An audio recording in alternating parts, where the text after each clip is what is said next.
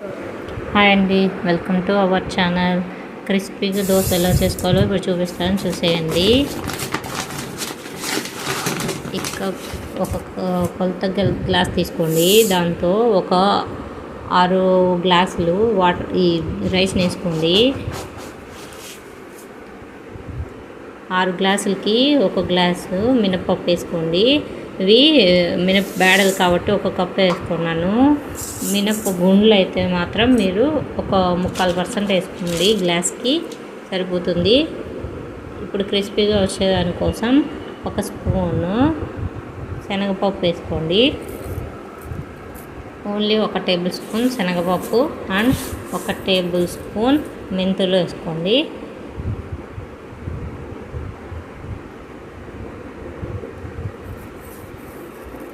క్రిస్పీగా రావడం కోసం 1 స్పూన్ మెంతులు, 1 స్పూను శనగబ్యాళ్ళు.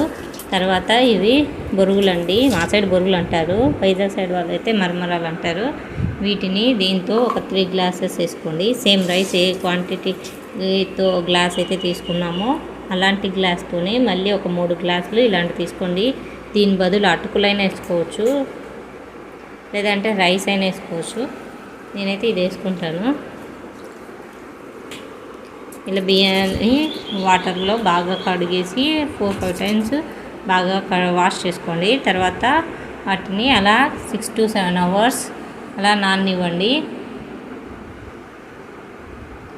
ఈ మరమరాలను మాత్రం గ్రైండ్ చేసుకునే అరగంట ముందు నానబెట్టండి. అటుకులు అయితే రైస్తో పాటే నానబెట్టుకోవాలండి. రైస్ అయితే అవసరం లేదు, డైరెక్ట్ వేసేసుకోవచ్చు. నేనైతే బొరుగులు వేసుకున్నాను. ఇగో అది కూడా గ్రైండ్ చేసుకున్నాను. మొత్తం అంతా కలిపేసి పేస్ట్ చేసేసుకున్నాను. ఇలా మొత్తం మిక్స్ అయ్యేలాగా చేత్తో బాగా కలిపేసుకోండి. తర్వాత దీన్ని మూత పెట్టేసి అరగంట అలాగే బయట వదిలేయండి, ఫ్రిడ్జ్లో పెట్టకండి. ఇలా మూత పెట్టేసి అరగంట అలాగే బయట ఉంచండి. తర్వాత దాన్ని ఫ్రిడ్జ్లో పెట్టుకోండి, అరగంట అలాగే ఉంచండి. అప్పుడే, ఎందుకంటే అప్పుడే పట్టిన పిండి కొంచెం వేడిగా ఉంటుంది. దాన్ని తీసుకొని వెనకంబడే ఫ్రిడ్జ్లో పెడితే దాని టేస్ట్ అనేది అప్పుడే అలాగే క్రిస్పీగా వచ్చేదానికి అవకాశం లేకుండా పోతుంది.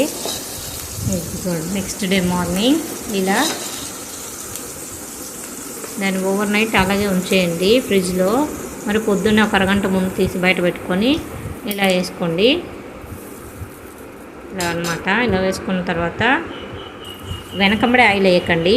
ఒక 2 minutes మీడియం ఫ్లేమ్లో కుక్ అయిన తర్వాత కొంచెం ఆవిరిలాగా పైకి కనిపిస్తూ ఉంటుంది పిండి అనేది బాయిల్ అయ్యి, అప్పుడు ఆయిల్ వేయండి. చూసారా, అప్పుడు ఆయిల్ వేయడం వల్ల ఎలా వచ్చిందో.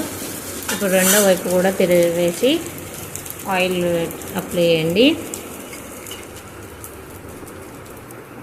మీడియం ఫ్లేమ్లో మాత్రమే ఉండాలండి, హై ఫ్లేమ్లో ఉంటే మాడిపోతుంది. చూసారా, క్రిస్పీగా వచ్చింది. ఇలాంటి మరిన్ని స్ట్రిప్స్ కోసం మన ఛానల్ని లైక్ చేసి సబ్స్క్రైబ్ చేయండి. Thank you for watching.